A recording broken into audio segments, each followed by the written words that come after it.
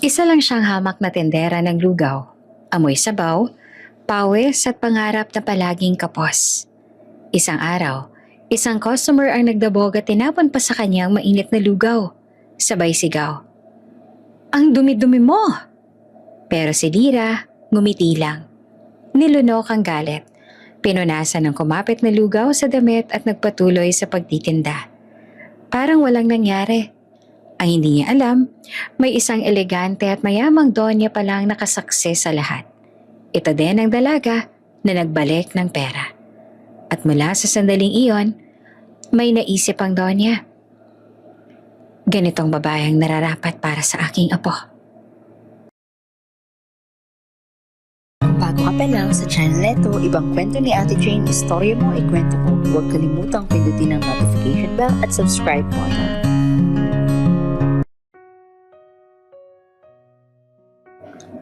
Bago pa mag alas 4 ng umaga, gising na ang barangay San Roque, kahit tahimik pa ang langit.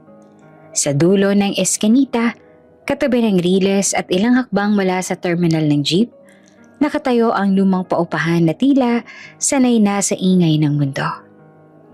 Kalawangin ng rehas, bitak-bitak ang simento, pero buhay ang loob. May tumatawang bata, may nag-aaway na mag-asawa, may radyo na humuhuni ng balita. Dito nakatira si Lira May de la Cruz, 26 na taong gulang. Payat, pero matatagang tindig. Parang sanay humawak ng mundo kahit na mag-isa. Sumilip ang alarm sa lumang cellphone niya. Pabulong lamang ang tunog. Pinatay niya ito agad. Ayaw gisingin ng mga kapitbahay. Bumangon siya mula sa manipis na kutsyon. Inabot ang tsinelas at tinungo ang maliit na kusina. Isang mesang kahoy, isang kalan at isang bintanang may kortinang kupas. Sa labas dumaan ang unang tren. Umuuga ang dingding. Parang paalala na oras na. Narito na naman tayo. Bulong ni Lira. May ngiti sa labi. Naginit siya ng tubig, tinimpla ang kape. Hindi matamis, sapat lang para magising ang diwa. Habang umuusok ang tasa, inayos niya ang mga lalagyan ng lugaw at arroz caldo. Maingat ang galaw, parang ritual. Hinugasan ng bigas, sinukat ang luya. Hiniwa ang manok ng pantay-pantay. Sa bawat hiwa ay may kasamang panalangin, kahit walang binibigkas. "Anak, maaga ka pa naman," sambit ni Aling Mercy. Kapitbahay niyang palaging gising din sa ganitong oras. Sumilip sa pinto na may hawak na walis. "Opo, Nay Mercy, baka maubusin po ng tsuper eh." Sagot naman ni Lira. Ngumiti habang inaaabot ang isang pandesal. "Salamat, Diyos nang bahala sa'yo," sabi ng matanda at ramdam ang lambing. Bago lumabas, huminto si Lira sa harap ng maliit na altar. Isang kandila, larawan ng Nazareno at rosaryong minana pa niya. Tumahimik ang mundo sa ilang segundo. "Panginoon," mahina niyang dasal, "gabayan mo po ako. Bigyan mo ng lakas sa mga kamay ko at linis ang puso ko. Ilayo mo ako sa tukso at kapahamakan. Kahit kapos, huwag mo akong pabayaan na gumawa ng mali." Pinatay niya ang kandila at isinabit ang apron. Sa labas, nag-aabang na ang araw. Inilatag niya ang mesa sa tabi ng terminal.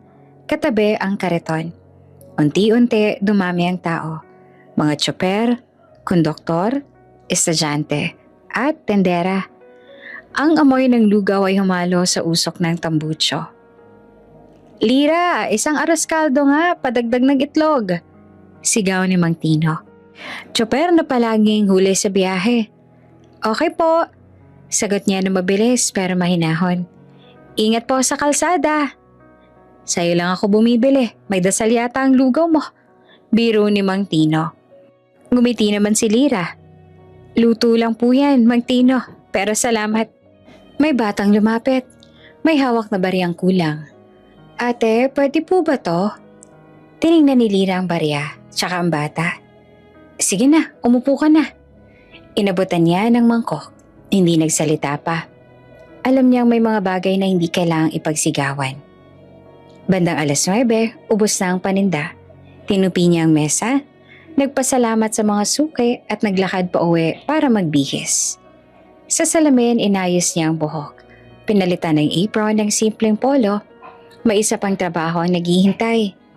Ang remittance stall ay maliit lang, katabi ng butika.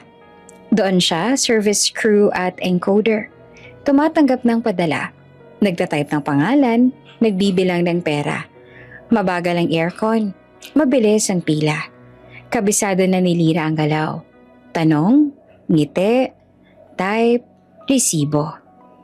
Miss, pakicheck po, kulang yata. Sabi ng isang lalaking may hawak na sobre. Maingat niyang binilang. Sir, tama pong bilang. Ito pong breakdown. Ipinakita niya ang screen. Malinaw at tapat. Sigurado ka? May halong duda ang tono. Opo, sagot ni Lira. Diretso ang tingin. Kung may mali man, aayusin po natin. Sa likod ng counter naroon naman si Ate Jonah, ang supervisor. Ayos ka, Lira. Bulong niya. Mabilis ka. Tapos malinis. Salamat po. Sagot ni Lira. Walang yabang. Alam niya ang halaga ng tiwala, lalo na sa perang hindi naman kanya. May isang customer pa na nag-iwan ng sobrang sukle. Napansin iyon agad ni Lira. Hinabol niya palabas. Sir, tawag niya. Sobra po to. Nagulat ang lalaki. Ay, salamat ha. Bihira na lang ang ganyan. Ngumiti si Lira.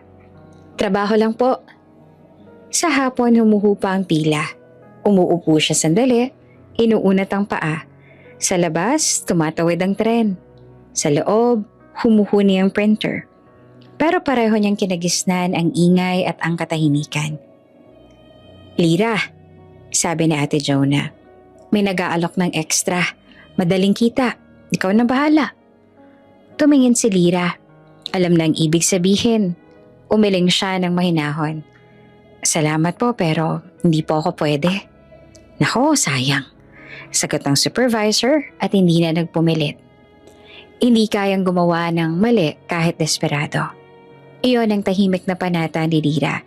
Hindi dahil wala siyang kailangan, kundi dahil alam niyang may mas mahalagang mawawala. Pag-uwi niya, sumalubong ang dapit hapon sa San Roque. May batang naglalaro sa riles. May paupahan, huminga ng malalim. Bukas ulit, sabi niya sa sarili at may pagod pero may pag-asa. Sa loob ng maliit na kwarto, muling sinindihan ng kandila. Hindi ang grande ang buhay sa dulo ng bayan. Pero buo ang loob ni Lira. At sa bawat araw na sinasalubong niya ng maaga, pinipili niyang manatiling tama. Kahit mahirap. Kahit tahimik.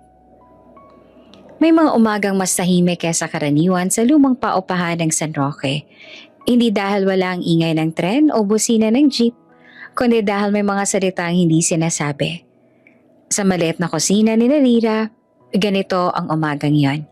Nakaupo si Tatay Benji de la Cruz, 51, sa bangkong kahoy na may bali ang isang paa.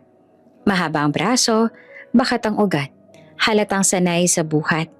May luma siyang t-shirt na may bahid ng semento sa gilid at pantalon na ilang ulit nang natahe sa tuhod. Nakatupi ang sombrero sa mesa. Parang siya ring napagod at gustong umupo. Anak, sabi niya habang sinusuri ang kawaling halos wala ng laman. Parang diet mode tayo ah. Napangiti si Lira habang hinahalo natitirang lugaw. Manipis na, halos sabaw na lang. Uso raw yan tay, pampabata. Eh di wow, natawa si Tatay Benji, sabay tapik sa tiyan. Kaya pala parang mas gumagaan ako araw-araw. Sa totoo lang, ubos na ang bigas. Ang lugaw ay mula sa huling takal na pinahaba ng tubig at dasal. 2 mangkok lang ang inilabas ni Lira, tig-iisa sila. Wala ng ulam, pandesal na lang nahati sa gitna. Sa'yo na yung mas makapal, sabi ni Tatay Benji. Tinutulak ang pandesal papunta kay Lira. Hindi na tay, mamaya pa ako kakain. Mabilis namang sagot ni Lira. Halatang sanay na sa ganitong palitan. Tiningnan siya ng ama, alam ang totoo. Huwag ka na magpakabayani, kailangan mo yan. Pareho naman po tayo may trabaho ngayon. Sagot ni Lira. Pilit magaan ang boses. Tahimik silang kumain. Sa labas, dumaan ang tren. Isang mahabang huni na tila humihila ng oras. Si Tatay Benji ang unang nagsalita. Delayed na naman ang bayad kahapon. Sabi niya, diretso, pero walang reklamo. Sabi ng foreman sa susunod na linggo na raw. Alam mo naman yon, pag ilang susunod na. Tumango si Lira. Hindi na siya nagtanong. Alam na niya ang kwento. Ang truck helper nagigising ng madaling araw, sasampa sa truck, magbubuhat ng semento, bakal, kahoy. Minsan buong araw sa ilalim ng araw. Tapos uuwi na may pangakong sahod na parang usok. Nandyan pero hindi mahawakan. May tumawag nga din sa cooperative. Dagdag pa ni Tatay Benji tsaka ngumiti. Kinakamusta raw nila ako, mabait talaga. Alam ni Lira ang ibig sabihin ng kinakamusta. Utang na kailangang bayaran. Interes na patuloy na tumataas pero hindi siya nagsalita. Sa halip kinuha niya ang tasa ng ama at nilagyan ng kaunting kape. Salamat anak, sabi ni Tatay Benji. Alam mo kung may Olympic lang sa pagbubuhat, baka may medalya na ako. Gold yan tay, sagot naman ni Lira. Complete package, semento, bakal, kahoy. E di pwede na ako mag-retire niyan. Biro ng ama sabay tawa. May tunog ng pagod ang tawa, pero buo pa rin. Tumayo si Tatay Benji at sinuot ang sombrero. Hinaplos niya ang mesa. Parang tinitiyak na matibay pa rin. Maaga ang biyahe ngayon, baka maraming delivery.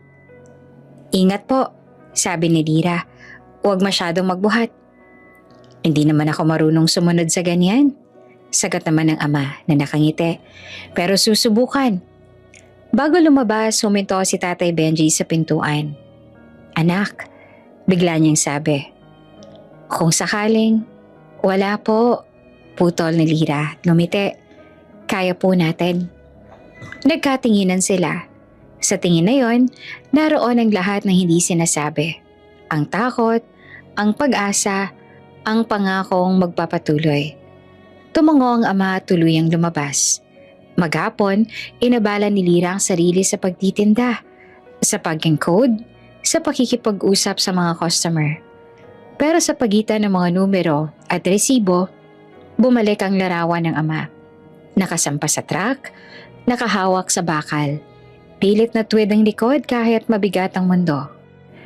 Gabi na nung umuwi si Tatay Benji. Mabagal ang lakad, may alikabok ang sapatos. May pasa sa braso, pero may dala siyang plastic, 2 perasong pritong saging. Oh, dessert! Sabi niya na parang panalo sa loto. Uy! Gulat ni Lira. Saan galing yan? May suki sa bodega, sabi ko para sa anak ko. Ngumiti ang ama at pagod pero proud. Umupo sila sa hagdan ng paupahan. Pinaghati ang saging. Walang salita sa ilang sandali. Sa paligid, may mga batang naglalaro, may radyo na tumutugtog, may tren na dumadaan. Tay, mahinang boses ni Lira. Pagod na po ba kayo? Huminga ng malalim si Tatay Benji. Oo, sagot niya na diretsyo, pero hindi susuko. Tumango si Lira. Wala nang kailangang idagdag. Sa katahimikan ng gabi, malinaw ang tema ng kanilang buhay. Kahirapan na may kasamang pagmamahal at ang katahimikan ng mga magulang na lumalaban. Hindi palaging malakas, hindi palaging nakikita, pero palaging nakatayo kahit lubog. Pagsikat pa lang ng araw, buhay na ang terminal sa barangay San Roque. May businang nag-uunahan, may konduktor na paos kakasigaw. May amoy ng diesel na humahalo sa singaw ng lugaw ni Lira. Sa gitna ng lahat ng yon, parang entablado ang maliit niyang pwesto. Doon nagtatagpo ang gutom, kwento at chismis. Lira, 3 lugaw ha. Yung isa maraming luya. Sigaw ni Aling Yoli. May hawak na eco bag at suot ang tsinelas na may takong. Eto na po, sagot ni Lira. Mabilis ang kamay, kalmado ang mukha. Kasunod ni Aling Yoli, si Aling Nena. Nakapusod ang buhok at may dalang paypay kahit umaga pa lang. Sumingit din si Aling Feli. May salamin sa noo, tingin na parang laging may alam. Ay nako, bungad ni Aling Nena habang umuupo sa bangketa. Narinig niyo ba yung kay Cora?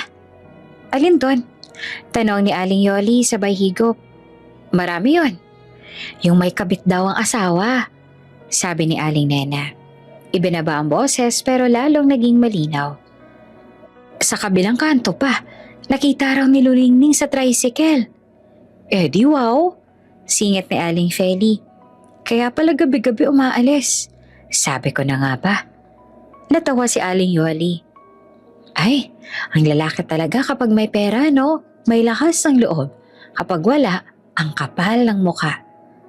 Uy, sabi ni Lira at may ngiting pigil habang naglalagay ng toppings.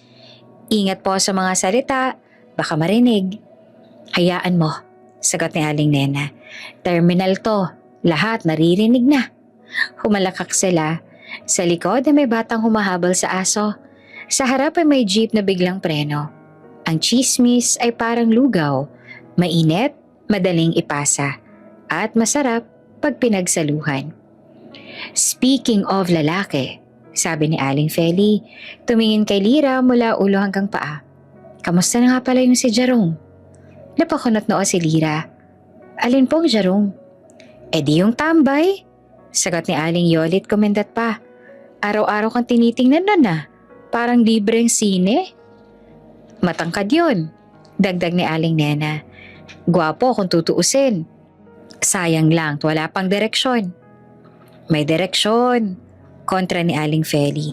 Diretso sa tindahan ng Yossi. Sabay-sabay silang tumawa. Si Lira tahimik lang, patuloy sa pagsandok. Lira, tukso ni Aling Yoli. Baka naman pwede mo nang patulan, kawawa rin naman, walang nagmamahal. Huminto sandali ang kamay ni Lira. Tumingin siya sa kanila, mahinahon pero matatag. Ayoko po ng palamunin. Tumahimik ang mesa sa isang iglap. Sandaling bihira sa terminal. Diretso ah, sabi ni Aling Nena, tapos ay ngumiti. Pero tama ka rin naman. Hindi naman po sa minamaliit ko siya, dagdag ni Lira. Pero hindi ko na ho kayang magdagdag ng problema sa buhay ko. Sapat na po yung meron ako. Eh di wow, sabi ni Aling Feli, may paghanga sa boses. May paninindigan. Tsaka, sabi pa ni Lira sabay abot ng mangkok. Trabaho po muna. Hindi ko po hinahabol ang kilig kung gutom ang bukas. Napangiti si Aling Yoli. Ayan ang gusto ko sa'yo. Hindi ka madaling matinag. Sa di kalayuan dumaan sa Jerome. Nakaputing sando, tsinelas at ngiting laging may balak. Sumulyap siya kay Lira. Kumaway. Hindi siya pinansin ni Lira. Sa halip, inabot niya ang sukle sa isang tsoper. Uy, nandyan. Bulong ni Aling Nena. Wala na, shutdown na. Sagot ni Aling Feli sabay tawa. Jerome! Sigaw ni Aling Yoli. Trip lang. Lugaw ka? Ngumiti naman si Jerome. Next time po. Next time pa rin. Sagot ni Lira na hindi tumitingin. Lumipas ang oras sa tawanan at kwentuhan. May chismis tungkol sa lalaking tamad na ayaw magtrabaho. May balita sa kapitbahay na nagbenta ng gamit para sa bisyo. May hula kung sino ang susunod na magkakaproblema. Sa gitna ng lahat, nananatiling steady si Lira. Nakikinig pero hindi nakikisawsaw. Tumatawa pero may hangganan. Alam mo, sabi ni Aling Nena bago tumayo, darating din ang para sa'yo. Hindi naman po ako nagmamadali, sagot ni Lira. May oras ho ang lahat. Nagbayad sila at nagpaalam. Naiwan si Lira sa pwesto. Pinunasan ng mesa, tiniklop ang tarpaulin. Sa paligid, patuloy ang buhay. Maingay, magulo, pero may saya. Sa likod ng barangay humor at chismis, may nakatagong bigat na unti-unting papalapit. Hindi pa man alam ni Lira, ang tawang naririnig niya ngayon ay paunang nota lamang, bago ang mas mabigat na saliw ng conflict na darating. May mga araw na kahit pareho ang oras ng gising at bigat ng trabaho, mas magaang huminga ang mundo. Ganito ang araw na iyon para kay Lira. Maaga pa lang, sunod-sunod na ang bumili sa lugawan. May bagong ruta ang mga jeep, kaya dumadami ang tsuper sa terminal. May estudyanteng humabol ng mangkok bago pumasok. May construction worker na humingi ng dagdag sabaw. Sa bawat, "Ate, dagdag po." Mabilis ang kamay ni Lira. Parang sanay sa sayaw ng sandok at mangkok. "Ang sarap ngayon na," sabi pa ni Mang Tino. Humihigop. "Parang may bonus." "Wala po," sagot ni Lira na nakangiti. "Baka gutom lang po kayo." "Hindi," singit ni Aling Yoli, nakakaupo lang. Kapag masayang nagluto, mas masarap ang pagkain. Napangiti si Lira, hindi niya tinatanggi. Bandang 10:00 halos ubos na ang paninda. Binilang niya ang kita, masigit kesa sa karaniwan. May ilan pang sukay na nagbayad ng matagal ng utang. Tig-100, tig-200, hindi malaki pero sapat para gumaan ang balikat. "Salamat po," sabi ni Lira sa isang nanay na may dalang bata. "Ingat po kayo." "Salamat din." Iha," sagot ng babae at tumawa. Pagkatapos ng hapon sa remittance stall, muling binilang ni Lira ang pera sa maliit na sobre.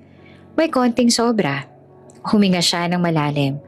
Hindi dahil sa pagod, kundi dahil sa ideya.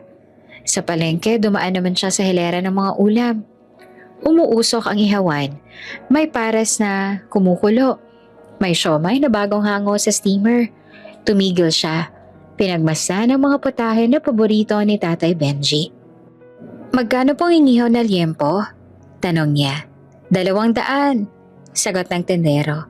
Sandali siyang nag-isip at saka tumango.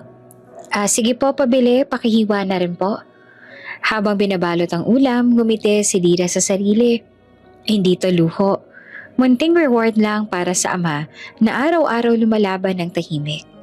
Bumili pa siya ng 2 kanin at maliit na bote ng suka na may bawang at sili. Pag-uwi, naglakad siya ng mas magaan.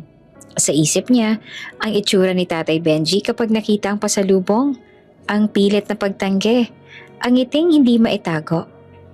"Tay," ensayo niya sa isip, "may konting salo-salo tayo.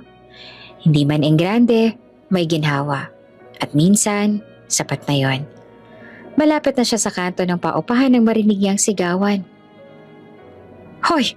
Tumigil ka dyan!" May kalabog, may nagtakbuhan. Huminto si Lira at napakunot ang noo.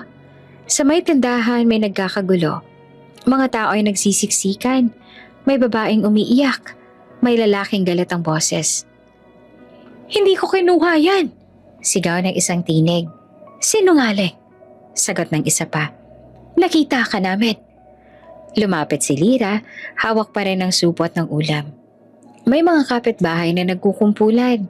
May batang nakasilip sa likod ng nanay. Sa gitna, may lalaking hawak ang braso ng isa. Pilit pinipigilan. "Bitawan mo ako!" sigaw ng lalaki na pawis. "Tumahimik ka!" sagot ng humahawak. "May ebidensya." "Anong ebidensya?" tanong ng isa sa mga nanonood. "Yung bag!" sigaw ng tendera. "Nawala ang kita ko!" Nanlamig ang kamay ni Lira. Hindi niya alam kung bakit, pero may kutob. Ang uri ng kaba na hindi galing sa pagod. "Hoy! Ano nangyayari?" tanong ni Aling Feli at dumating mula sa kabilang kanto. "Ninakawan daw," sagot ng isang lalaki. "Sa tindahan." "Hindi ako yan!" giit ng akusado. Nanginginig ang boses. "Nagkamali kayo!" May umiyak, may nagmura, may nagutos na tawagin ng tanod. Sa gilid may isang pamilyar na anyo na sumilip. Si Jerome. Nakatayo sa lilim. Hindi makatingin ng diretso. Saglit na nagtagpo ang tingin nila ni Lira. May kung anong bumigat sa dibdib niya. "Tawagin ng barangay!" sigaw ng isa. "Wag na, pag-usapan na lang yan," sabi ng tindera at nanginginig. "Gusto ko lang naman na mabawi." Paano kung hindi siya?" tanong ng isang matandang lalaki. Tumahimik ang paligid sa isang iglap. Parang naghihintay ng sasabog. Si Lira, hindi makagalaw. Hawak pa rin ang pasalubong. Ramdam ang init na unti-unting nawawala. Sa malayo may papalapit na sirena. O baka imahinasyon niya lang. Ang hangin biglang mabigat. Ang araw na kanina'y magaan ay tila may aninong dumapo. Lira! May tumawag sa pangalan niya mula sa likod. Dito ka pala. Lumingon siya at sa sandaling yon, may kumalabog na mas malakas. May bumagsak. May sumigaw. Napatigil si Lira sa gitna ng kalsada. Pagitan ng liwanag at ng gulo. Sa isip niya, iisa lang ang tanong. Paano naging ganitong kabilis ang takbo ng araw? Hindi pa niya alam na ang munting ginhawang hinawakan niya kanina ay panandalian lamang. At ang sigawan sa kanto, simula pa lang ng unos, napaparating.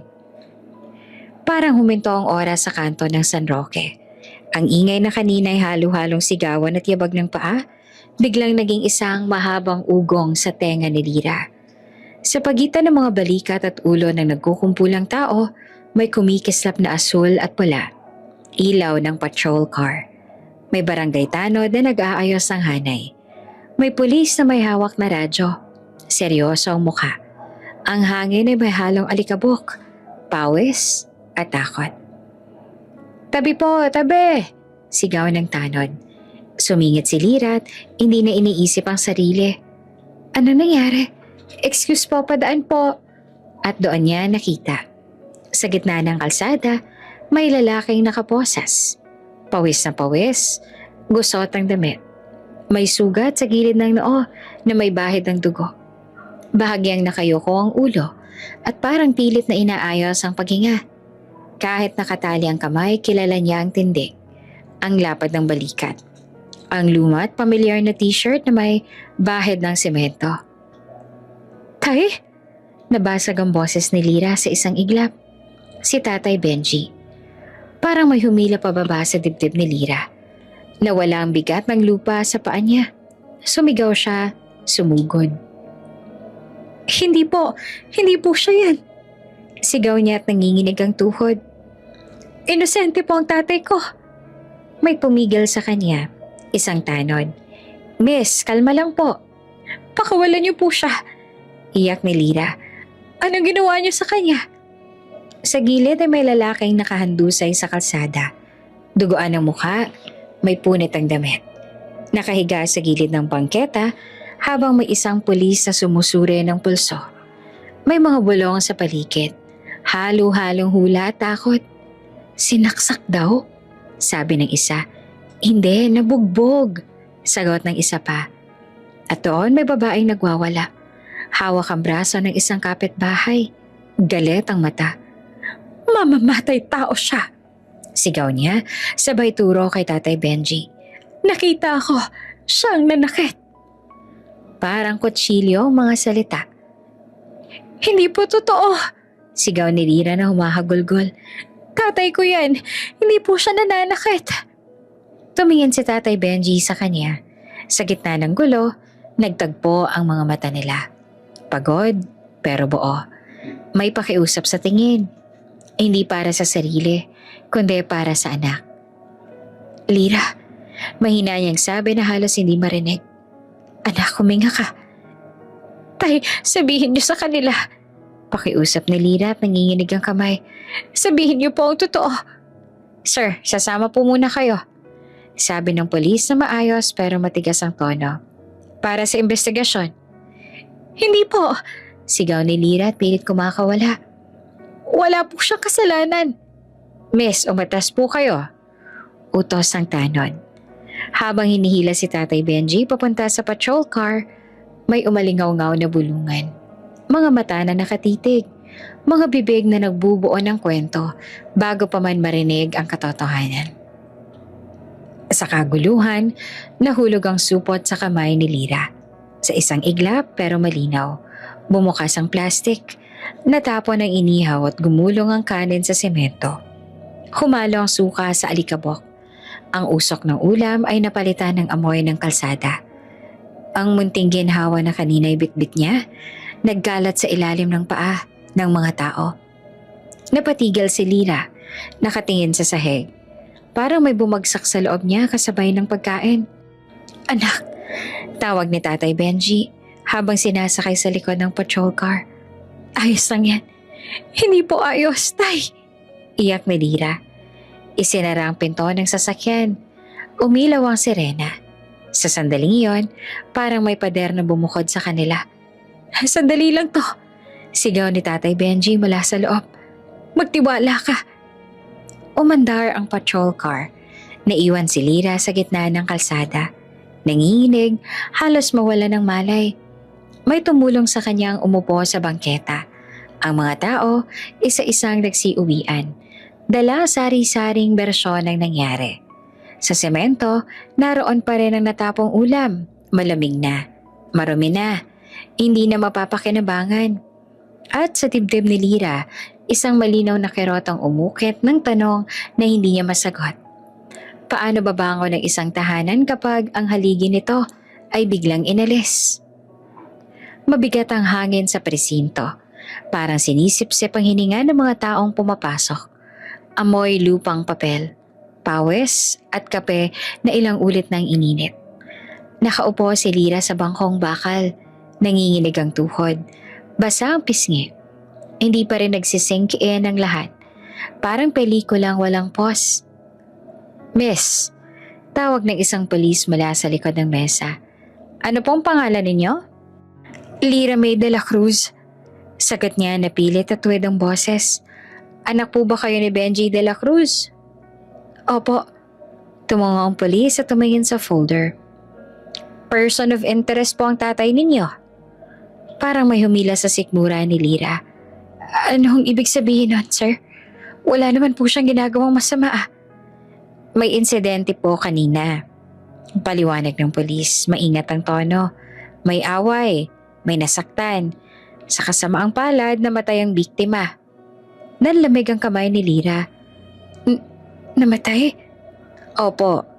Ang kaso po ay serious physical injury resulting to homicide. Ang salitang iyon, homicide, parang pumutok sa loob ng ulo niya. Hindi niya narinig ang sumunod na paliwanag. Humina ang tunog ng mundo. Nakita lang niya ang bibig ng pulis na gumagalaw. Parang naisailalim siya ng tubig. Pero sir, singit niya na nanginginig. Trabahador lang po ang tatay ko. Hindi po siya nananakit. Umuuwi lang po yun galing trabaho. Miss, sagot ng pulis. Iniimbestigahan pa po. May testigo. May sugat ang tatay ninyo. Nasaktan din po siya. Depensa ni Lira. May sugat po siya sa noo. Tumango ang pulis. Lahat po yan ilalagay sa report. Huminga ng malalim si Lira. Pilit kumapit sa bangko. Pwede po ba siyang makapagpiyansa? Nagpalitan ng tingin ng dalawang pulis. Isa ang sumagot. May recommended bail po, 5,000 piso. Parang may tumama sa dibdib ni Lira. 5,000. Sa papel, maliit. Sa buhay niya, parang bundok. 5,000? Ulit niya na halos pabulong. Sir, saan po ako kukuha nun? Walang agarang sagot. Hindi dahil sa kawalan ng awa, kundi dahil iyon ang totoo. May mga tanong na walang mabilis na lunas. Umupo muli ang pulis. Miss, kung makakapagpiyansa po kayo, makakalabas pansamantalang tatay ninyo. Kung hindi, mananatili po siya rito habang inaayos ang kaso. Nanghina ang tuhod ni Lira. Napaupo siya sa sahig. Hawak ang ulo. Ang mga mata niya ay nanlabo. Ang dibdib ay humahagulgol na parang may bumigay na pader. Patawad po, sabi niya at umiiyak. Hindi ko po alam. May nag-abot ng tissue. Kalma lang po, sabi ng pulis. Mas malambot ang boses. Pwede po kayong bumisita sandali. Tinayo siya ng isang tanod at inihatid sa may rehas. Doon sa makitid na selda, nakita niya si Tatay Benji. Nakaupo sa bangko, nakasandal sa pader. May benda sa noo, may pasa sa braso, pero tuwid pa rin ang likod. Tay, mahina niyang tawag. Lumingon ang ama at agad na tumayo. Lira, lumapit siya sa rehas. Kinapitan ng malamig na bakal. Tay, sabi nila, naputol ang boses niya. Sabi nila homicide. Tahimik si Tatay Benji sandali at saka umiling. Anak, wala akong ginawang masama. Paano po nangyari? Tanong ni Lira na umiiyak. May gulo kanina. Paliwanag ng ama na mahinahon. Sinubukan kong umiwas. Nadulas ako at may tumama. Nagkagulo, hindi ko sinaktan ng kahit na sino. Hinaplos ni Lira ang rehas. Parang kamay ng ama ang hinahanap. May testigo raw po. May mga mata na nauuna ang husga. Sagot ni Tatay Benji. Pero may katotohanan. Lalabas yan. May piyansa po, sabi ni Lira at humihikbi. 5,000, tay. Wala po akong ganon. Ngumiti ang ama. Ngiting may sakit pero may tibay. Huwag mong sirain ang sarili mo dahil sa pera. Ako ang ama. Ako ang tatayo. Hindi po. Umiling si Lira. Ako po ang anak. Hahanap ako ng paraan. Lira, mariing sabi ni Tatay Benji hawak ang rehas. Makinig ka sa akin. Huwag mong ipagpalit ang sarili mo sa problema. Hindi ko po ibebenta ang sarili ko. Sagot ni Lira ng diretso. Magtatrabaho po ako. Hihingi po ako ng tulong. Pero ilalabas ko po kayo. Nagtagpo ang tingin nila. Sa pagitan ng bakal at luha, tumango ang ama. Marahan. Magtiwala ka at magpahinga ka kahit konti. Tumunog ang kampana. Time's up, sabi ng tanod. Babalik po ako. Pangako ni Lira. Pilit ng ngiti. Bukas po. Mag-iingat ka. Sagot ng ama. Paglabas ni Lira, ng presinto sinalubong siya ng gabi. Malamig at mabigat. Sa bulsa niya may barya at resibo. Sa dibdib niya ay may pangako. Ang salitang homicide ay parang aninong sumusunod pero mas malakas ang tinig sa loob niya. Hahanap ako ng paraan, tay. Tahimik ang visiting area ng presinto. Hindi ang katahimikang payapa, kundi yung parang pinipigilan ng sigaw. Umupo si Lira sa bangkong bakal, hawak ang bag na wala namang laman, kung hindi ang resibo at dasal. Sa tapat niya si Tatay Benji. Nakaupo, tuwid ang likod, may pasa pa rin sa braso. Ang mga mata niya ay pagod, pero malinaw. Anak, mahinang sabi ng ama. Makinig ka. Sasabihin ko ang nangyari. Hindi para magmukhang tama ako, kundi para malaman mo ang totoo. Tumango si Lira. Tay, kahit ano po, kailangan ko pong maintindihan. Huminga ng malalim si Tatay Benji. Parang hinihila niya ang sarili pabalik sa gabing ayaw na niyang balikan. Galing ako sa delivery. Simula niya. Mahaba ang biyahe. Mabigat ang karga. Pagod na pagod ako. Si Ramon katulong ko sa truck. Niyaya akong uminom. Sabi ko isang bote lang. Pampatanggal lang ng pagod. Si Ramon, yung kasama niyo po sa trabaho? Tanong ni Lira. Oo, sagot ng ama. Matagal na kaming magkasama. Minsan mabigat ang loob niya pero hindi ko inakala. Tumigil si Tatay Benji sandali. Pinisel ang mga palad. Habang umiinom, napunta ang usapan sa delivery. May mga item daw na kulang. Sabi ko naman hindi ko alam. Nasa listahan lahat. Bigla siyang uminit. Paano po? Tanong ni Lira na bahagyang lumapit sa rehas. Nagbentang. Sagot ng ama na diretso. Sabi niya, ako raw ang kumuha. Nanlaki ang mata niya. Sumigaw siya at sinabi kong maghintay at check muna. Pero hindi siya tumigil. Naramdaman ni Lira ang bigat sa sikmura. May mga tao po bang nakarinig? Meron. Sabi ni Tatay Benji. May mga umiinom doon sa tabi. May naglalakad pa uwi pero alam mo naman kapag ulo umaatras ang iba. Ano pong ginawa ni Ramon? Tanong ni Lira na halos pabulong. Bigla siyang tumayo. Sagot ng ama. Kumuha siya ng Napasinghap siya. Bakal. Steel pipe o bote? Basag na bote? Hindi ko na malinawan. Basta may hawak siyang matulis at mabigat. Tapos lumapit siya. Nanlamig ang batok ni Lira. Tinangka po ba kayong saktan? Oo. Sagot ni Tatay Benji na walang pag-ikot. Sa takot ko ay tinulak ko lang siya. Hindi ko siya sinuntok. Hindi ko siya hinabol. Isang tulak lang para makalayo. Tahimik ang paligid. Parang naririnig ni Lira ang kalabog kahit wala. Natumba siya. Patuloy ng ama. Mabigat ang tinig. Nadalas. Tumama ang ulo niya sa konkretong gilid ng bangketa. Malakas. Isang tunog na hindi ko makakalimutan. Napapikit si Lira. Tay. Lumapit ako. Sabi ni Tatay Benji. Tinawag kong pangalan niya pero hindi siya gumalaw. May dugo. May sumigaw. May tumakbo. May tumawag ng tulong. Hindi po kayo tumakas. Sabi ni Lira. Parang pinagtitibay ang sarili. Hindi. Sagot ng ama. Nanatili ako. Hinawakan ko ang ulo niya. Sinabi kong tatawag ng ambulansya pero mabilis ang mga tao. Mas mabilis ang kwento.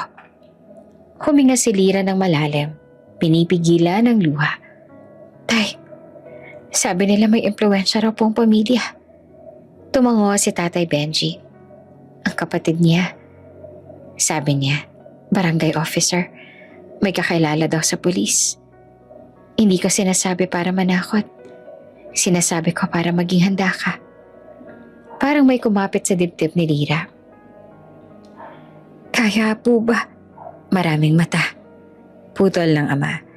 Pero maraming takot. Hindi lahat na nakakita, magsasalita. Tahimik si Lira sandali. Sa isip niya, bumabalik ang kanto. Ang sigawan ng mga mukhang umiwas ang tingin. Ang babaeng sumigaw ng paratang. May nakakita, alam niya. May mga taong alam ang totoo.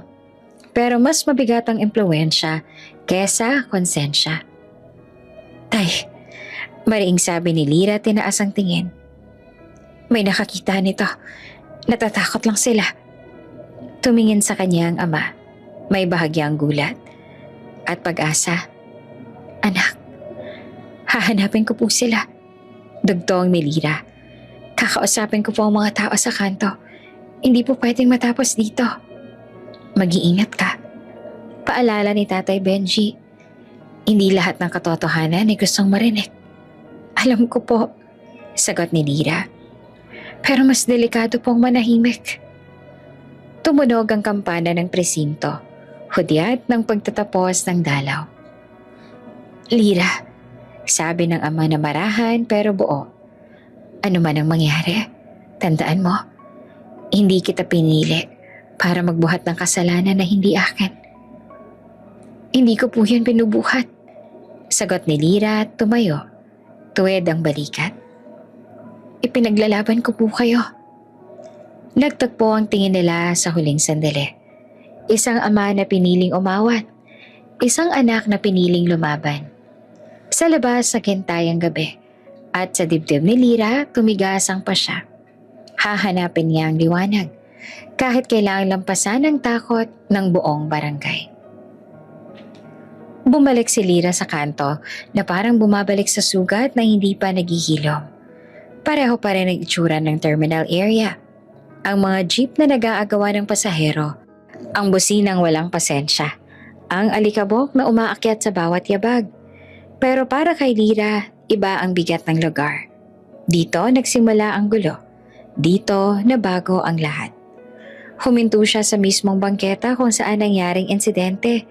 May mansya pa ng tuyong dugo sa gilid ng semento. Bahagyang tinakpan ng putik at yapak ng tsinelas. Nilunok niya ang laway, pilit pinatatatag ang dibdib. Excuse po, sabi niya sa isang tenderong nag-aayos ng paninda. Nandito po ba kayo nung gabing may gulo? Napatingin ang lalaki at saka umiwas. Hindi ko alam yan, miss. Sandali lang po, pakiusap ni Lira. May nakita lang po ba kayo? Biglang yumuko ang tendero. Nagkunwaring abala. Pasensya na, may inaasikaso ako. Lumipat si Lira sa sari-sari store sa kanto. Bukas ang ilaw, may radyo sa loob. Kumatok siya sa rehas. Nay, baka po may nakita kayo. Hindi pa siya tapos magsalita nang isinara ang pinto. Kumalabog ang kandado. Sa loob, humina ang radyo. Nanlamig ang palad ni Lira. Sa kabilang tindahan, may dalawang lalaking nagkakape. Lumapit siya. Pinilit ang ngiti. Kuya, sandali lang po. Tungkol lang po sa nangyari dito. Nagkatinginan ng dalawa. Ayoko madamay, sabi ng isa na diretso. May pamilya ako. Hindi ko po kayo itadamay. Sagot ni Lira at nanginginig ang boses. Kailangan ko lang po ng totoo. Umiling ang lalaki. Hindi ko alam ang sinasabi mo. Lumayo sila. Isa-isa sinubukan ni Lira ang bawat pwesto. Tindahan ng yosi, karinderya, vulcanizing. Pare-pareho ang tugon. Iwas, katahimikan, saradong pinto. May CCTV po ba kayo? Tanong niya sa may-ari ng butika. Napabuntong hininga ang babae. Meron pero hindi gumagana. Matagal na. Sa karinderya, mas malinaw ang sagot. Meron kaming kamera, sabi ng tendera sabay baba ng boses. Pero wag na, ayoko pang magkaproblema. Pati po ba katotohanan, problema na? Tanong ni Lira na hindi na napigilan. Hindi naman sumagot ang tendera, tumalikod na lang. Umupo si Lira sa bangketa. Pagod ang katawan, pagod ang loob. Sa paligid patuloy ang buhay. May tumatawa, may nagmamadali, may bumibili ng almasal. Parang wala lang nangyari. Parang hindi gumuho ang mundo ng isang tao dito kahapon. May nakakita at alam niya yon. Ramdam niya sa mga matang umiiwas, sa mga pintong isinara, sa mga salitang hindi binuo. May mga saksi, tahimik lang. Huwag kang matakot, bulong niya sa sarili. Hindi ikaw ang may kasalanan. Tumayo siya at pinunasan ng alikabok sa pantalon. Tumingin siya sa paligid. Parang kinakausap ang buong kanto. Hindi ako susuko. Mahina niyang sabi pero malinaw. Hindi ako. Pero alam din niya ang totoo. Ang tapang ay hindi sapat kung gutom ang sikmura at may bayarin ng bukas. Bumalik siya sa pwesto ng lugawan kinabukasan. Mas maaga kaysa dati. Inayos niya ang mesa. Inilabas ang kaldero.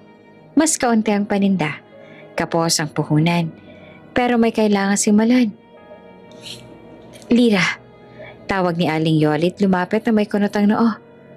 Akala ko hindi ka magtitinda. Kailangan po. Sagot ni Lira ng diretso. May tatay po akong kailangan ng tulong. Tumango ang matanda. Hindi na nagtanong. Umorder siya ng lugaw at tahimik na umupo. Sa bawat sandok, may halong kaba at determinasyon. Sa bawat barya, may kwenta. Hindi lamang ito para sa pagkain, para rin sa legal na pangangailangan na unti-unting sumisilip sa isip niya. Pamasahe, papeles, abogado. Sa hapon pumasok siya sa remittance stall. Pareho pa rin ang tila. Pareho pa rin ang trabaho. Pero may bago sa kanya. Mas matalim ang tingin. Mas buo ang loob. Miss, pakibilisan, sabi ng isang customer. Opo, sagot naman ni Lira. Hindi nawawala ang ayos. Pasensya na po. Habang nagtatayop, bumalik sa isip niya ang mga mukha sa kanto. Ang tendero, tendera, ang mga lalaki nagkape. May isang magsasalita. Kailangan lang ng tamang sandali. O ng tapang na higit sa takot. Paglabas ng trabaho, dumaan siyang muli sa lugar. Tahimik na ngayon. Walang gulo, walang sigawan. Pero naroon pa rin ang alaala. Babalik ako. Pangako niya sa sarili. Hanggang may magsabi ng totoo. Naglakad siya pa uwi. Hawak ang maliit na sobre ng kinita. Hindi pa sapat, malayo pa, pero may simula. Sa gitna ng takot at katahimikan, pinili ni Lira ang pinakamahirap na bagay. Ang magpatuloy. Para mabuhay. para lumaban. Para sa ama niyang nakapiit at sa katotohanan ng pilit tinatakpan ng buong barangay. Hapon sa remittance stall, mabagal ang ikot ng electric fan. Paulit-ulit ang langit-nit ng printer at tuloy-tuloy ang pila ng mga taong may hawak na pangarap na kasya lamang sa sobre. Nakaupo si Lira sa likod ng counter. Diretso ang likod, mabilis ang daliri sa keyboard. May bago siyang bag. Hindi dahil may pambili, kundi dahil napunit na ang luma. Luma pa rin naman ang laman. Resibo, ballpen, at dasal. Next po, sabi niya sa kalmadong boses. Isang lalaking nakakapang lumapit, nag-fill out ng form, nagbilang ng pera. Tahimik lang nang matapos kinuha ang resibo at umalis sa parang nagmamadali. Sir, tawag ni Lira, pero tuloy-tuloy ng hakbang ng lalaki palabas. Bumalik si Lira sa screen, tinapos ang encoding. Nang iangat niya ang tingin ay may sobre sa gilid ng counter. Kulay craft, makapalang tiklop. Hindi iyon naroon kanina. Kanino to? Tanong niya na tumingin sa paligid. Walang sumagot. Ang pila ay umusad na. Ibang mukha na ang nasa harap. Kinuha niya ang sobre, dahan-dahan. Parang mabigat, hindi lamang sa kamay, kundi sa isip. Binuksan niya ng kaunti. Sapat para makita ang laman. ID cards, 2, at pera. Marami, hindi barya. Hindi lang daan, malaki. Nanlumbot ang tuhod ni Lira. Pang-bail na sana. Bulong ng isip niya at kusa niyang hindi pinilit. Sumunod ang isa pang boses. Mas mahina pero mas malinaw. Pero mali. Isinara niya ang sobre, huminga ng malalim. Sa likod ng mata niya sumulpot ang larawan ni Tay Benji sa selda. Nakahawak sa rehas. Mahinahon ang tinig. Kahit mahirap, pipiliin ang tama. Pinisil ni Lira ang sobre. Ramdam niya ang bigat ng tukso. Ang bigat ng 5,000 na parang bundok sa harap ng pangangailangan. Isang iglap lang, pwede na. Walang makakaalam. Walang makakakita. Miss, sabi ng customer sa harap niya. Opo, sandali lang po. Sagot ni Lira at pinipilit ang boses na huwag manginig. Tinawag niya ang supervisor. Ate Jonah, may naiwan pong sobre ang customer. Lumapit si Ate Jonah. Tiningnan ang laman. Napataas ang kilay. Malaki to ah. Opo, sagot ni Lira. May ID po, baka bumalik. Pwede nating i-turn over sa admin, sabi ng supervisor. Opo, tugon ni Lira na diretso. Mas mabuti po. Inilagay nila ang sobre sa logbook. Nilagyan ng oras at detalye. Tinawag ang guard. Dalhin natin sa admin office. Utos ni Ate Jonah. Habang naglalakad, parang mas bumibigat ang hakbang ni Lira. Hindi dahil sa panghihinayang, kundi dahil sa paglaban sa sarili. Sa bawat segundo may tanong na kumakatok. Paano kung ito na ang sagot? Pero may sagot na rin siyang dala. Sa admin office, pinirmahan ang turnover. Tinawagan ng barangay hall para sa safekeeping kung sakaling hindi bumalik ang may-ari. Maayos, malinis, tapos. Pagbalik niya sa counter, bumalik ang pila. Bumalik ang trabaho. Pero hindi bumalik ang bigat sa dibdib. Kahit alam niya mas mabigat ang bukas. Bandang gabi, may kumalabit sa balikat niya. Isang guard, hawak ang phone. Miss Lira, sabi niya na may ngiti. May naghahanap sa'yo. Lumapit ang lalaking nakakap. Pawis na pawis. Halatang nagmamadali. Miss, sabi niya, halos singalin. Nawala po yung sobre ko. Tumango si Lira. Nasa admin po. May IDs po kasi sa loob. Parang nabunutan ng tinik ang lalaki. Salamat. Akala ko, hindi niya na tinapos. Salamat talaga. Walang anuman po. Sagot ni Lira ng simple. Nagkamayan sila. Walang palakpak. Walang kamera. Tahimik lamang ang sandaling iyon. Tama, kahit mahirap. Kinabukasan, habang nagtitimpla si Lira ng kape sa lugawan, may dumaan na dalagitang kapitbahay hawak ang cellphone. Ate Lira! Sigaw nito tuwang-tuwa. Ikaw to, diba? Ingat! Sagot ni Lira at nagtataka. Ano yan? Ipinakita ang screen. Isang post mula sa barangay page. Good Samaritan, Lira May de la Cruz. May letrato ng sobre. Hindi ang mukha niya. May maikling kwento tungkol sa katapatan sa remittance stall. May mga comment ng papuri, heart, share. Napaupo si Lira. Hindi dahil sa saya, kundi dahil sa gulat.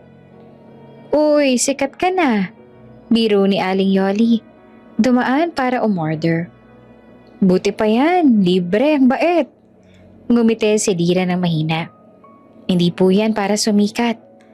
Para kanino? Tanong ng matanda. Tumingin si Lira sa kalsada, sa tren na dumaan, sa araw na unti-unting umaangat. Para po sa sarili at sa tatay ko.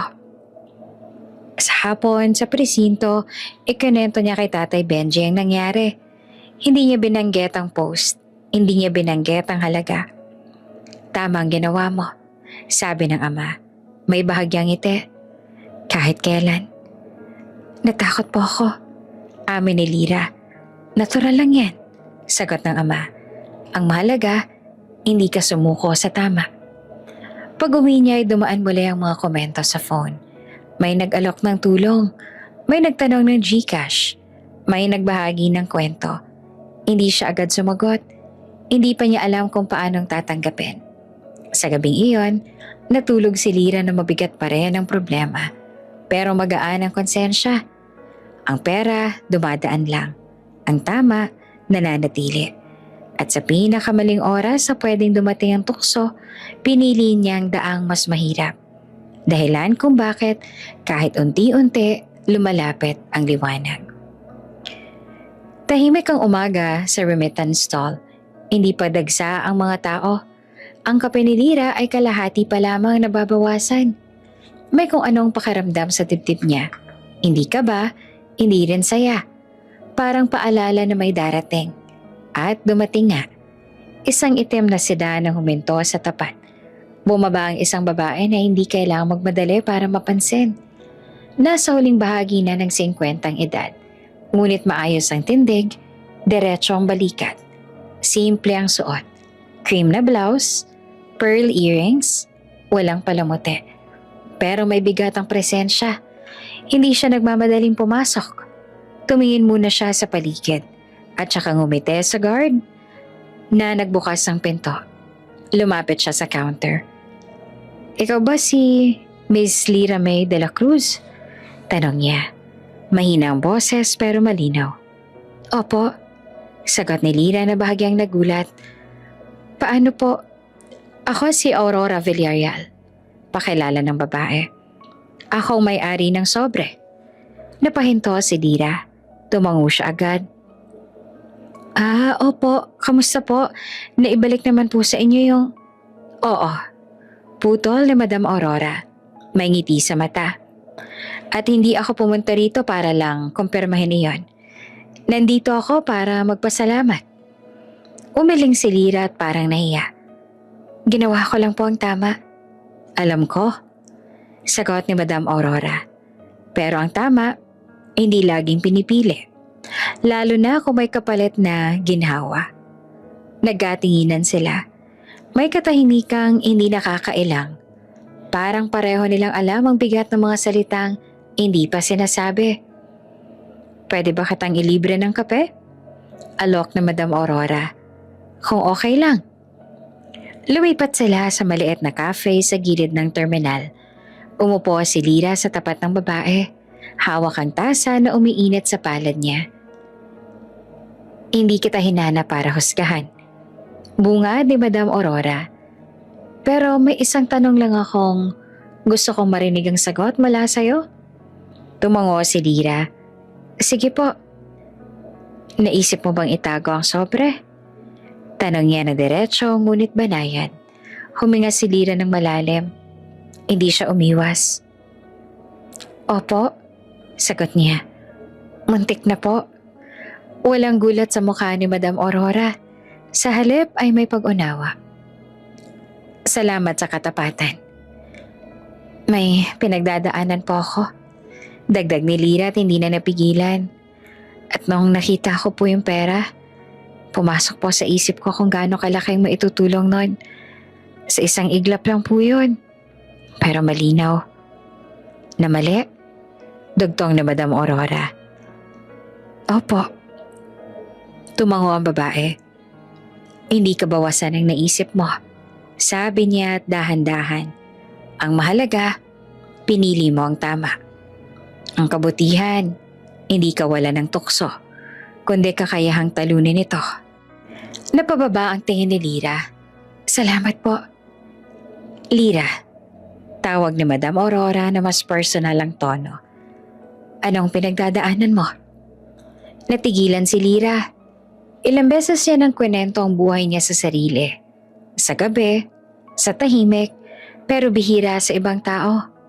Ngayon ay may nakaupo sa harap niya na hindi nagmamadali, hindi nang huhusga. Ang tatay ko po, nasa kulungan.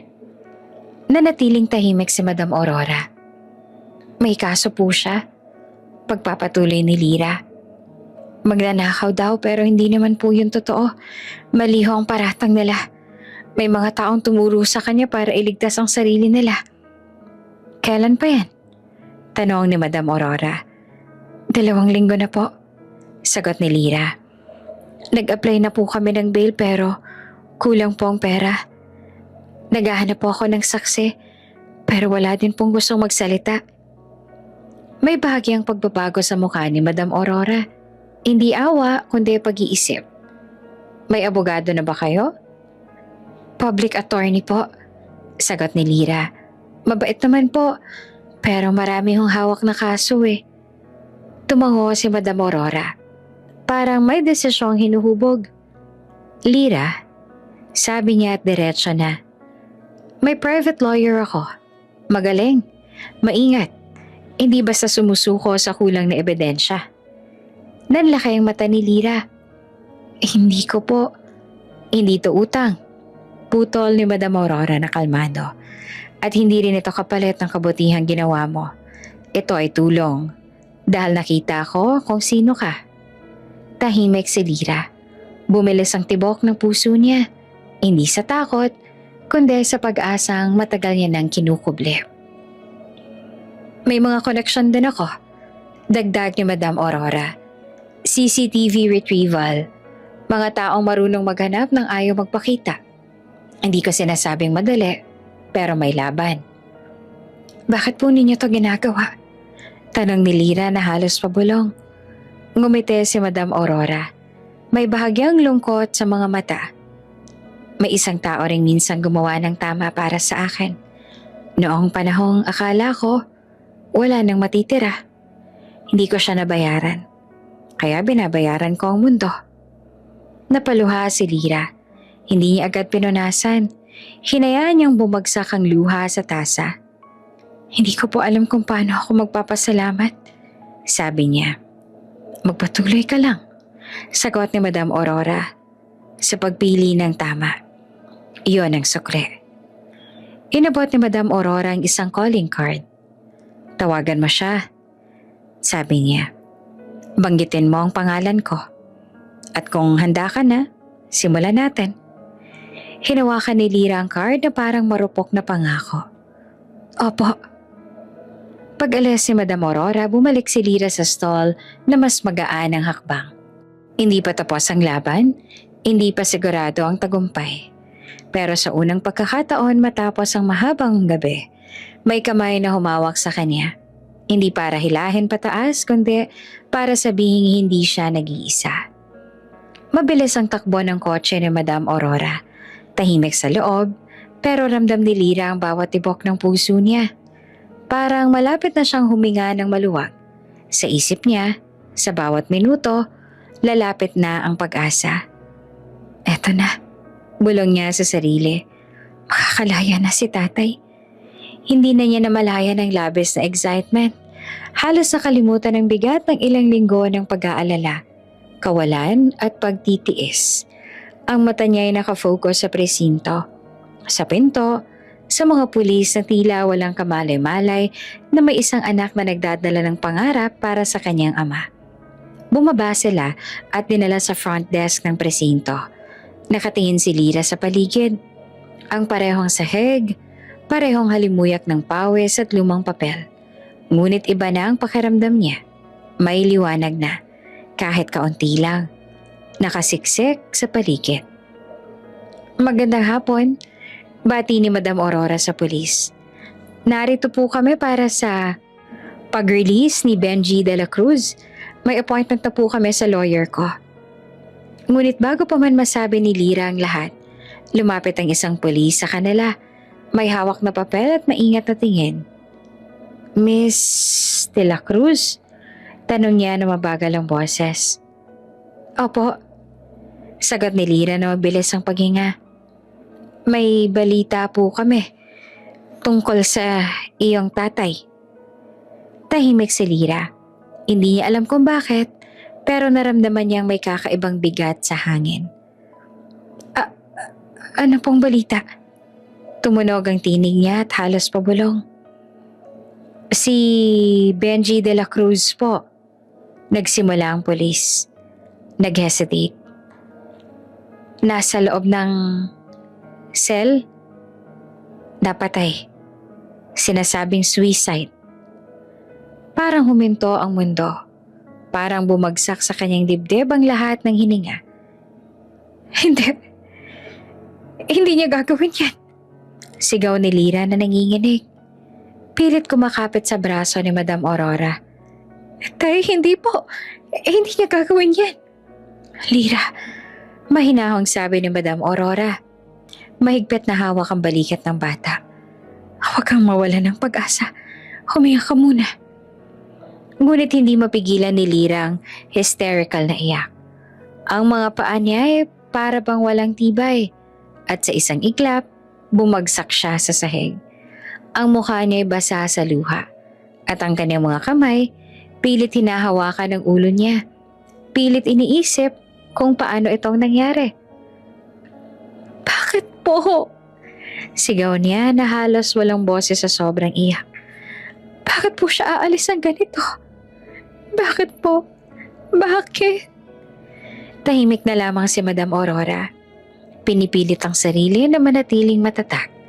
Unti-unti, hinalikan niya ang noon ni Lyra at hinawakan ang mga kamay niya.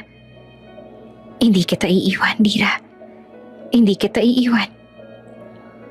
Paulit-ulit, dahan-dahan na parang mantra. Huminga si Lyra ng malalim. Ngunit ang dibdib niya ay parang may pinalo ng suntok. Hindi po. Hindi po siya aalis ng ganito. Bulong niya. Hindi po siya papayag. Alam ko. Sagot ni Madam Aurora. Diretso at mahinahon. Alam ko na kilala mo ang tatay mo. At kahit na may nangyari, hindi ibig sabihin na ito na ang katapusan. Nagulat si Lyra sa bigat at katiyakan ng tinig ng babae. Halos nakalimutan niya na kung gaano siyang kabata sa loob ng mga linggo ng takot at pag-aalala. Paano po? Paano po natin malalaman kung totoo to? Paano po natin mapapatunayang hindi siya gumawa ng ganito? May paraan. Sagot ni Madam Aurora. Dahan-dahan. Hindi pa kayo hinayaan na bumagsak ng tuluyan. Hindi pa huli ang lahat. May abogado ako. May kakayahan siyang mag-follow up sa kaso, sa presinto at sa anumang dokumento. Hihingi tayo ng verification. Hahanap tayo ng CCTV, witnesses, lahat ng pwedeng makatulong. Tumulo ang luha ni Lyra. Pero, tay, huminto siya at hindi na nakapagpatuloy. Ang puso ay pumipintig ng mabilis. Hindi siya nag-iisa. Ipinaliwanag ni Madam Aurora. Mahigpit na hawak ang mga kamay ni Lyra. Hindi ka rin nag-iisa. Nandito kami. Hindi para palitan ng pangyayari, kundi para labanan ng mali. Hindi ito ang dulo. Huminga si Lyra ng malalim. Dahan-dahan, unti-unting kinikilala na kahit ang bigat ng balita ay hindi pa rin nagpapatigil sa kanya. Hindi po ako susuko. Bulong niya na mas malinaw na ngayon. Hindi po kami susuko. Kailangan ko po siyang mailabas. Maganda yan. Sagot ni Madam Aurora. May bahagyang ngiti. Tibay mo ang magiging sandigan niya. At sandigan mo rin ang sarili mo, Lira. Kaya natin to. Magkasama tayo. Tumayo si Lira. Pinunasan ng muka. Ang kanyang mga mata ay namumula. Ngunit may apoy na ngayon. Ang boses niya ay halong luha at determinasyon. Opo, hindi po kami titigil. Hinawakan ni Madam Aurora ang braso niya. Sabay naglakad palabas ang presinto. Sa labas, ang araw ay mababa sa langit. Parang tahimik na sakse sa pighati at galaw ng mundo. Sa kanto ng terminal, sa presinto, sa puso ni Lira, may pagkakaisa na ngayon ng takot at tapang, ng histerya at determinasyon. Ang isang balita na dapat pumatay ng pag-asa ay nagbukas ng bagong dahilan para lumaban. At hindi kita iiwan. Paulit-ulit ni Madam Aurora habang lumalakad sila palapit sa kotse. Hindi po kami iiwan. Bulong ni Lira sa sarili. Hawak ang kamay ng babae. Hawak ang bagong simula sa gitna ng dilim. Ang labanan para kay Tatay Benji ay nagsimula na. Ngunit sa oras na ito, hindi na siya nag-iisa. Hindi na umulan ng araw ng libing, pero mabigat pa rin ang langit. Kulay abo, parang nakikiramay. Tahimik ang punerarya, may mga bulaklak na hindi kilala ni Lira kung kanino galing. May kabaong sa harap, sarado at makintab. Doon na lamang siya nakatitig. Parang sa kahoy na iyon naipon ang lahat ng tanong na hindi na masasagot. Si Madam Aurora ang nag-asikaso sa lahat. Siya ang pumirma sa papeles, nakipag-usap sa punerarya, pumili ng kabaong, nag-ayos ng lamay at libing. Hindi na nagtanong si Lira kung magkano. Alam niya namang hindi niya kakayanin. Ang ginawa na lang niya, tumayo, umiyak. Magpasalamat sa mga dumalaw at maghintay ng oras na tuluyan ng ibaba ang kabaong. Tay, bulong niya habang binababa sa lupa ang ama. Uuwi na tayo. Walang sagot. Wala nang tatawag sa kanya ng anak na may halong biro kahit ubos ang pera. Wala nang maghihintay sa maliit na mesa sa paupahan. Pagkatapos ng libing, isa-isa nang umalis ang mga tao. Bumalik ang katahimikan. Yung uri ng katahimikan na masakit sa tenga. Naiwan si Lira sa tabi ng puntod. Nakatayo lamang. Parang may hinugot sa dibdib niya. Para ngayon lang talaga nag-sink in. Mag-isa na siya. Lumapit si Madam Aurora. May dalang payong kahit hindi umuulan. Lira, tawag niya na mahinahon. Halika na. Sumama si Lira hanggang sa gate ng sementeryo. Doon huminto sila para may hindi pa tapos sabihin. May gusto akong ialok, sabi ni Madam Aurora. Diretso ngunit maingat. Sumama ka sa akin. Tumira ka muna sa bahay ko. Nanlaki ang mata ni Lira. Po? Hindi to awa. Dagdag agad ni Madam Aurora. At hindi to kapalit ng kahit ano. Ayoko mag-isa ka ngayon. Napailing si Lira. Otomatikong depensa. Hindi po nakakahiya po tsaka huminto siya.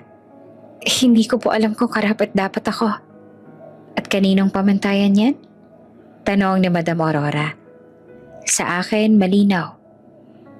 May trabaho po ako sa terminal, sabi ni Lira at pilit kumakapit sa pamilyar. May mga tao po roon. Doon po ako sanay. Alam ko, sagot ni Madam Aurora. At hindi kita pipilitin. Iniimbitahan lang kita para may matuluyan ka. May pahinga para makahinga ka. Tahimik si Lira. Pumasok ang hiya. Yung hiya na parang kasalanan ng tumanggap. Pumasok din ang takot. Na baka masyadong malaki ang mundo ni Madam Aurora para sa kanya. At higit sa lahat, ang guilt na parang pag-alis niya sa paupahan ay pagtalikod sa alaala ng ama. Pwede ka ring umalis kapag gusto mo. Dagdag ni Madam Aurora. Walang kondisyon. Matagal bago tumango si Lira. Isang maliit na tango pero mabigat ang ibig sabihin. Kinabukasan, bumalik sila sa barangay San Roque. Sa lumang paupahan, may nakasabit pa ring kortina na siya mismo ang tumahi. Nasa sulok ang maliit na mesa sa bahay nilang kinakainan ng ama. Pinunasan ni Lira ang ibabaw, parang paalam. Uuwi po ako. Bulong niya sa loob ng kwarto. Hindi niya alam kanino. Hindi ko po kayo iniiwan. Sumakay sila sa kotse. Habang umaandar, unti-unting nawala ang tunog ng terminal. Sigawan ng barker, busina ng jeep, tawanan ng mga kapitbahay. Napalitan ng katahimikan at mahabang kalsada. Pagdating sa gated subdivision, napahinto si Lira sa gate pa lamang. Mataas ang bakod.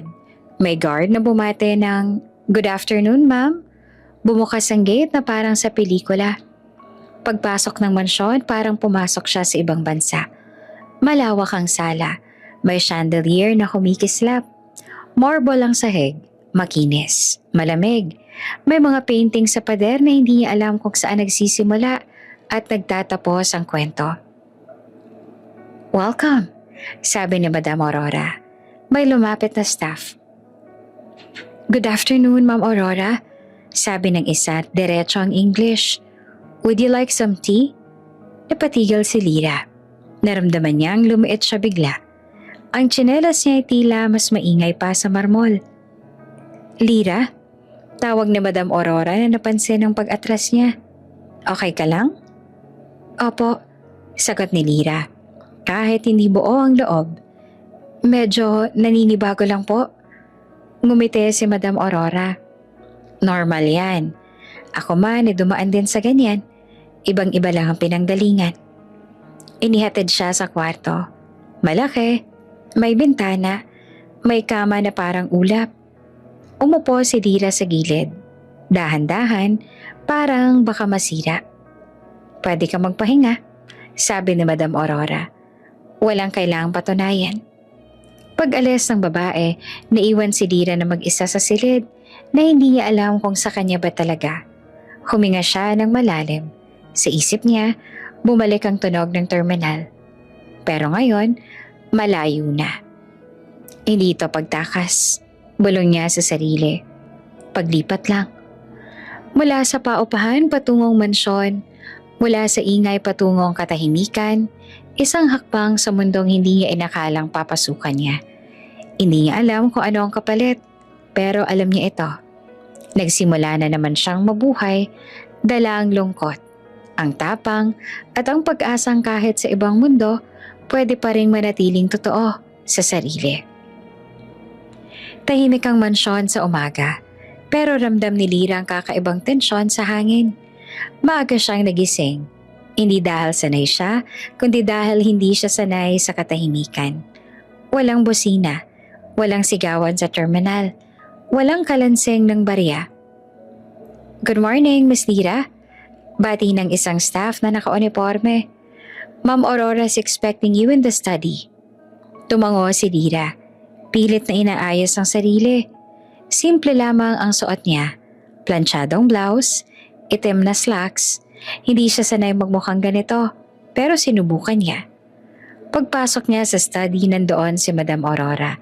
Nakaupo ng tuwid, may hawak na tablet. Sa kabilang dulo ng silid may lalaki nakatayo sa harap ng bintana. Matangkad, diretso ang tindig. Suot ang dark suit na parang laging handa sa laban. Nang humarap siya, malamig ang mga mata. Matalas, parang sanay maghusga sa loob ng isang segundo. "Adrian?" sabi ni Madam Aurora. "This is Lira." Hindi agad nagsalita ang lalaki. Tumingin lang siya kay Lira, mula ulo hanggang paa. Parang iniiska ng bawat detalye. "So?" Bungad niya sa Ingles. Walang emosyon. "She's the one." Napakapit si Lira sa gilid ng bag niya. "Good morning po," sabi niya at pilit na magalang. "Morning," sagot naman ni Adrian na cold. Mom, I have a meeting in 20 minutes. Let's make this quick. Si Madam Aurora hindi nagmadali. Lyra will start working at the company next week. Nanlaki ang mata ni Lyra. Kahit inaasahan na niya, iba pa rin pala kapag narinig na. What? Sabay na tanong ni Adrian. Mataas ang putono at putol ang pasensya. You hired someone without running it by me? Hired is a strong word, sagot ni Madam Aurora. I'm placing her under you as your executive assistant. Tahimik ang mundo ng 2 segundo. You're joking, sabi pa ni Adrian. Pilit ngumiti pero halatang galit. I don't need an assistant. I don't want one. And I especially don't want someone in my space. Adrian, babala ng ina. Pero tuloy siya. Do you even know how demanding my schedule is? How confidential my work is? Tumayo si Lyra ng tuwid. Ma'am Aurora told me, you? Putol na Adrian at tumingin sa kanya. What do you know about corporate operations? Logistics, real estate acquisitions, board meetings. Huminga ng malalim si Lyra. Ramdam niya ang init ng pisngi niya, pero hindi siya umurong. Hindi po ako graduate ng business school. Sagot niya ng diretso. Pero mabilis po ako matuto. Nagtaas ng kilay si Adrian. That's cute. Napasinghap si Lyra. Hindi po ako cute. Nagtatrabaho po ako ng marangal. Adrian, sabat ni Madam Aurora na matigas ang boses. Enough. Ngunit bago pa tumigil ang lalaki, bigla siyang napatitig kay Lyra. Parang may kumurap sa alaala niya. Wait, sabi niya na mas mabagal na ngayon. Ikaw, nagkatinginan sila. Napakunot noo si Lyra. Hanggang sa bigla ang bumalik ang isang eksena. Mainit na umaga, nasa terminal siya. Tinutulak ang lugaw cart. Isang kotseng biglang umatras, mabilis, padalos-dalos. Halos tumama sa cart niya. Hey, are you blind? Sigaw ng lalaking bumaba sa kotse noon. At ikaw po, hindi kayo marunong magpreno? Sagot niya na galit at takot. Nagkabanggaan sila. Nagkataasan ng boses. At sa gitna ng pagtutulak at pag-iwas, nadapa si Lyra. At aksidenteng tumama ang tuhod niya sa lalaki. Napahawak ito sa tiyan, napamura, napatingin ang buong terminal. Bumalik si Adrian sa kasalukuyan, biglang napaatras ng kaunti. You, sabi niya na mababa ang boses. You're the lugaw girl. Napakunot noo si Lyra. At ikaw rin po yung muntik ng sumagasa? Nagbago ang ekspresyon ni Adrian. Galit na may halong hiya. That was you? Opo, sagot ni Lyra na hindi umatras. At pasensya na po sa tuhod. Reflex lang po yan. Reflex? Ulit niya. You need me. Nilapitan niyo po kasi ako ng pasigaw eh. Sagot ni Lyra. Kaya may karapatan din po akong ipagtanggol ang sarili ko. Tahimik ang silid. Si Madam Aurora lamang ang mukhang kalmado. So you two already met? Sabi niya. Good. Saves time. This is ridiculous. Singhal na Adrian. You're putting someone with zero corporate background, someone who assaulted me, into my office? Accident. Sabay na sabi ni Lyra at Madam Aurora. Tumawa si Adrian. Walang saya. Unbelievable. Lumapit si Lyra. Isang hakbang lang, pero sapat para marinig siya. Hindi ko po inaasahan ang trabahong to, pero hindi rin po ako humihingi ng awa. Kung bibigyan po ninyo ako ng pagkakataon, gagawin ko ang lahat para matuto. Tumingin si Adrian sa kanya, matagal. And if you fail, then aalis po ako. Sagot agad ni Lyra. Pero hindi po ako aalis na hindi sinusubukan. May katahimikan ng muli. Ngunit ngayon, may iba ng bigat. Hindi na lang galit, may hamon. Si Madam Aurora ang pumutol. Final na to. Adrian, she stays. You'll give her a chance. Huminga ng malalim si Adrian tsaka tumingin sa relo. Fine, sabi niya sa huli na malamig. But don't expect me to go easy on her. Hindi ngumiti si Lira. Hindi ko po hinihingi yun. Nagkatinginan silang dalawa. Walang ngiti, walang bate. Isang tahimik na banggaan ng dalawang mundong parehong matigas. Habang palabas si Adrian, lumingon siya sandali. Don't be late, sabi niya. I hate inefficiency. Tumango si Lira. Hindi po ako nahuhuli. Nang tuluyan ng magsara ang pinto, napaupo si Lira. Huminga ng malalim. Sa harap niya, isang trabahong hindi niya pinangarap. At isang lalaking malinaw sa kanya ay ayaw. Ngumiti si Madam Aurora. Welcome to the real world, Lira. Tahimik na tumango si Lira. Hindi niya alam kung alin ang mas mahirap, ang corporate world o ang lalaking kailangan niyang harapin araw-araw. Ngunit isang bagay lamang ang malinaw. Hindi siya umatras noon sa gitna ng terminal at hindi rin siya uurong ngayon. Unang linggo pa lang ni Lira sa opisina, parang buong taon nang lumipas sa pagod. Margins are off, malamig na sabi ni Adrian, na hindi malang tumingin sa kanya. Font size, alignment, consistency.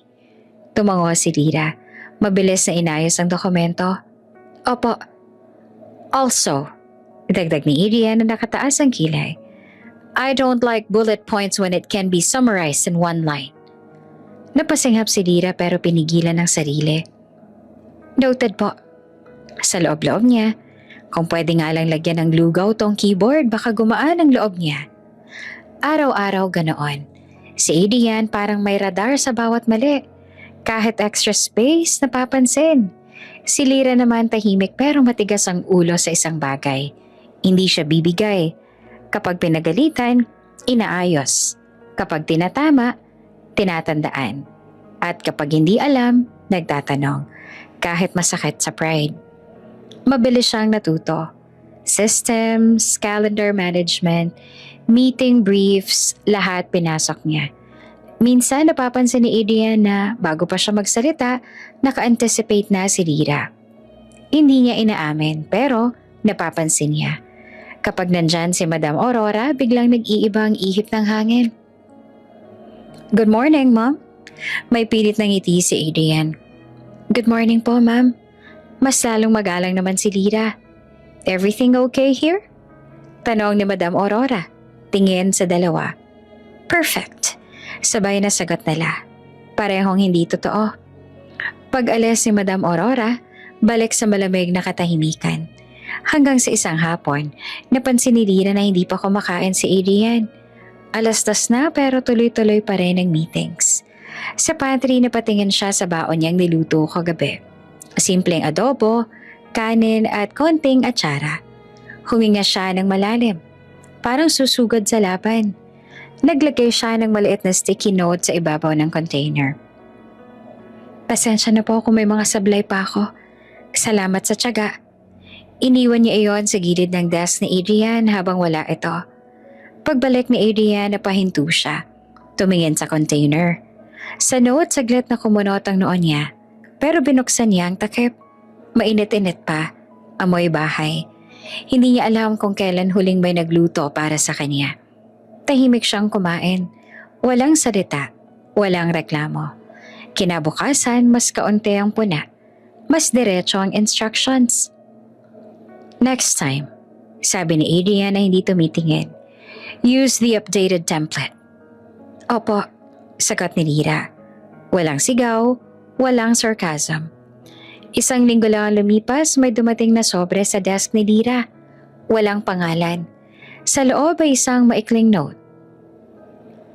You're doing better than you think. Don't quit. Napalingon siya. Wala namang kahina-hinala.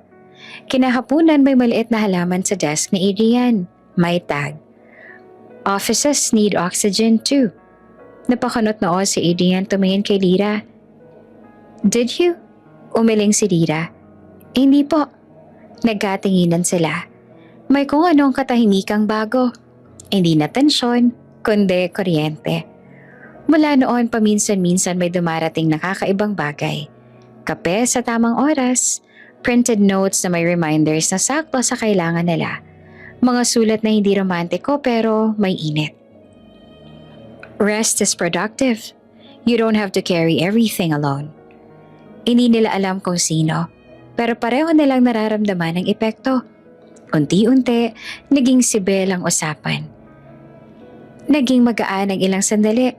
Minsan nagkakatawanan, mahina lang, parang bawal. Isang gabi, magkasama silang naiwan sa opisina. Tahimik na ang floor. Ilaw lang ng city ang sumisilip sa bintana.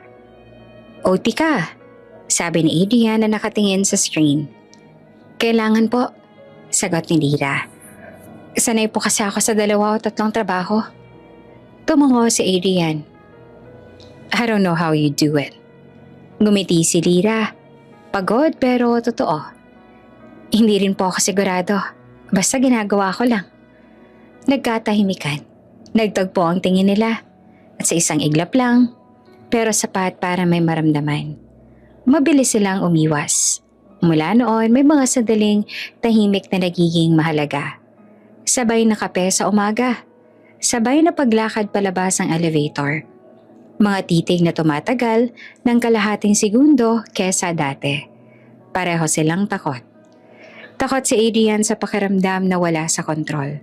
Takot si Lira na baka ang nararamdaman na ito'y panandalian lang. Kaya hindi nila pinapangalanan. Inahayaan lang. Isang araw, may dumating na huling sulat. Pareho silang may natanggap. "Some wars are meant to end in peace." Nagkatinginan sila sa gitna ng opisina. Hindi na sila magkaaway. Hindi pa sila umaamin. Pero sa pagitan ng mga papel, ilaw at katahimikan, may unti-unting tumutubong damdamin. Tahimik pero matibay. At sa unang pagkakataon, pareho nilang hinayaan ang sarili na manatili roon. Dumating ang mensahe sa parehong telepono, halos sabay. "Confirm booking. See you this weekend." Napatingin si Lira kay Adrian. "Nag-text ka ba?" Umiling si Adrian na seryoso. "Hindi. Ikaw?" "Hindi rin." Nagkibit-balikat sila parehong may kutob, pero walang gustong magsabi. Nasa pangalan nilang 2 ang booking. Isang tahimik na resort sa labas ng syudad. May driver na susundo. May itinerary na maikli. Eksakto, parang planadong pahinga. "Maybe mom?" Hula ni Adrian. Pero parang ayaw niyang tapusin ang pangungusap. Hindi na nila inusisa. Pareho silang pagod. Pareho silang may hindi masabi. Sa resort, sinalubong sila ng hangin na amoy dagat at katahimikan. Walang agenda, walang meeting, walang email.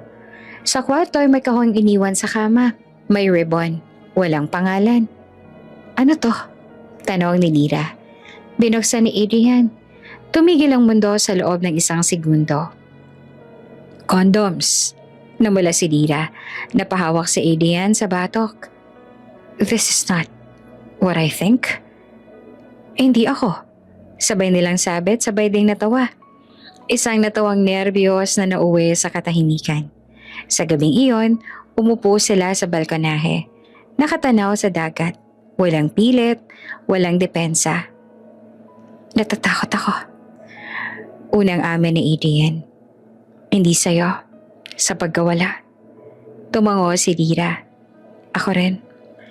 Pero mas natatakot ako hindi subukan."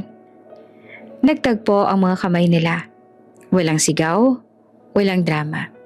Isang halik na marahan, parang pahintulot. 3 araw silang nanatili. Naglakad, nag-usap, natawa, umiyak. Tinawag ang mga bagay sa tunay nilang pangalan. Pag-uwi nila may sumalubong na kaguluhan sa mansyon. Staff na nagmamadali, teleponong walang tigil. "Sir," sabi ng isa na nanginginig. "Na-admit po si Ma'am Aurora." Sa ospital maputla si Madam Aurora, pero may ngiti pa rin. "Mukha kayo nahuli." Biro niya, mahina. "Ma'am," basag ang boses ni Adrian. "Stage 4. Sabi niya na diretso. Lung cancer. Tahimik ang sirit. Tumingin siya kay Lira. Pasensya na. Ako ang nagplano ng lahat. Nang alin po? Tanong ni Lira na luhaan ng mata. Ang mga sulat. Ang mga munting regalo. Ang resort. Ngumiti siya. Alam kong hindi kayo aamin hanggat hindi tinutulak. Umiyak si Adrian. Why didn't you tell me? Dahil gusto kong makita kang pumili ng totoong saya. Sagot niya. Hindi dahil kailangan, kundi dahil mahal mo. Hinawakan niya ang kamay ni Lira. Huwag mong iiwan si Adrian. Hindi po. Sagot ni Lira na buo ang tinig. Pangako. Sa huling gabi, mahina ng hinga ni Madam Aurora. Magpatuloy kayo. Bulong niya. Ibalik ninyo ang kabutihang natanggap ninyo. Nang pumikit siya, parang huminto ang oras. Bumagsak si Adrian sa upuan, humagulgol. Lumapit si Lira, walang salita, yakap lang. Matagal, matibay. Pagkaraan ng mga buwan, itinuloy nila ang mga sinimulan. Scholarship, livelihood, legal aid, hindi bilang monumento sa pagkawala, kundi bilang pagpapatuloy ng buhay. Isang umaga, habang inaayos ni Lira ang mga papeles ng foundation, hinawakan siya ni Adrian. Salamat sa pananatili. Gumite si Lira. Nandito lang ako. Hindi kita iiwan. At doon, sa pagitan ng sugat at paghilom, natutunan nila ang huling aral. Na ang kahirapan ay hindi lisensya para talikuran ang konsensya. At ang tunay na pag-ibig ay hindi ingay, kundi presensya at pananatili. Bago ka pa lang sa channel neto, ibang kwento ni Ate Jane, istorya mo, ikwento ko. Huwag kalimutang pindutin ang notification bell at subscribe button.